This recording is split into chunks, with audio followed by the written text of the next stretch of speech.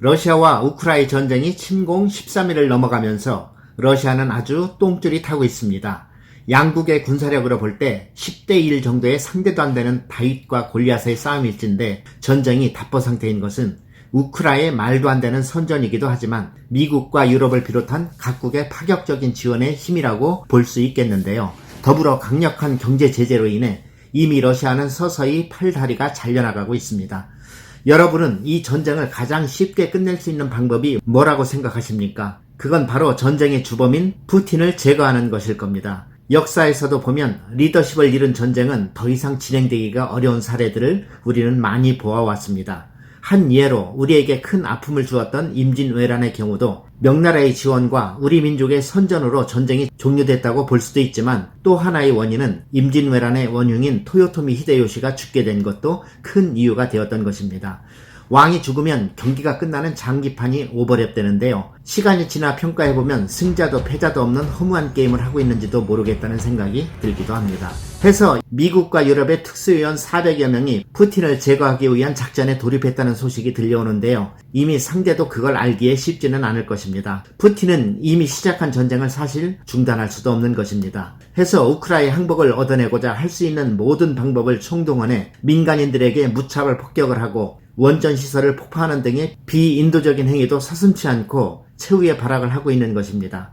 그러나 이 전쟁에서 러시아가 패배에 직면해 있다는 러시아의 FSB 분석가의 보고서가 유출되었습니다. 내부 고발자가 있다는 말인데요. 듣던 중 반가운 소식이 아닐 수 없습니다. FSB는 러시아 연방보안국으로 첩보 활동으로 악명 높았던 KGB의 후신입니다. 영국 데일리 메일의 보도에 의하면 러시아는 나치 독일과 같이 굴욕적인 패배를 당하게 될 것이라는 충격적인 내용이었고 러시아의 병사들의 사망이 몇백 명이라는 그들의 보고와 달리 10,000명이 넘는 병사가 희생됐다는 내용도 포함되어 있습니다. 혼란스러운 상황에 모든 정보가 다 정확하다고 볼 수는 없지만 확실한 것은 러시아가 자랑하던 강군의 모습은 이미 보이지 않고 있습니다. 푸틴은 이미 우크라를 돕는 나라는 치명적인 보복을 하겠다고 엄포를 놓았지만 알고 봤더니 완전 종이호랑이였습니다. 약소국인 우크라이나에게도 쩔쩔매는 꼴을 보이면서 감히 누구에게 복수를 하겠다는 건지 도대체 알 수가 없습니다. 그 보고서가 아니더라도 이 전쟁은 완전히 다른 양상으로 전개되고 있는데요.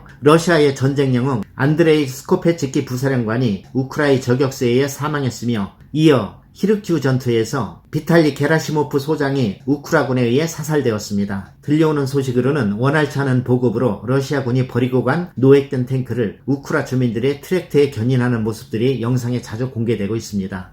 미국과 우리나라 그리고 서방의 많은 나라에서 무기와 구호품들이 우크라이나에 지원되고 있는데요. 그중 대표적인 것이 게릴라 작전에 최적화된 무기인 미국산 제블린과 스팅어를 들 수 있겠습니다. 제블린 대전차 미사일은 사람이 들고 다닐 수 있는 경량의 무기지만 러시아의 탱크가 있는 방향으로 발사하면 미사일이 알아서 찾아가 격침시키는 대단한 무기로 우크라이나에서는 성스러운 제블린이라는 별명이 붙여진 무기로 이 제블린에 의해 격파된 러시아의 탱크가 300대에 육박한다고 전해지고 있으며 미국은 제블린 100기를 인접국가를 통해 지원 중이라고 합니다. 스팅어는 휴대용 지대공 미사일로 하루 평균 3대의 러시아 전투기를 격추시키고 있다고 전해지고 있습니다. 이런 첨단 무기들과 더불어 우크라 국민들의 목숨 건 항전으로 인해 러시아는 큰 피해를 입으며 지금 발목이 묶여진 상황입니다. 더 치명적인 건 러시아에 대한 세계의 경제 제재입니다. 이미 러시아의 주식은 바닥으로 곤두박질 쳤고 루블화는 휴지 조각이 되어가고 있습니다. 즉 러시아의 경제는 몇십 년 전으로 돌아가고 있고 만일 미국을 포함한 여러 나라가 러시아의 원유 수입까지 중단한다면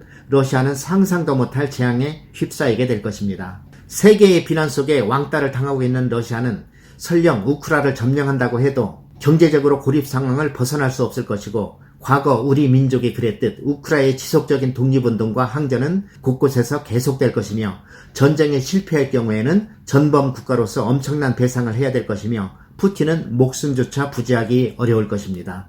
평화보다 나은 전쟁은 없다는 교훈을 러시아는 꼭 깨달아 주기를 바랍니다. 시청해 주셔서 감사합니다.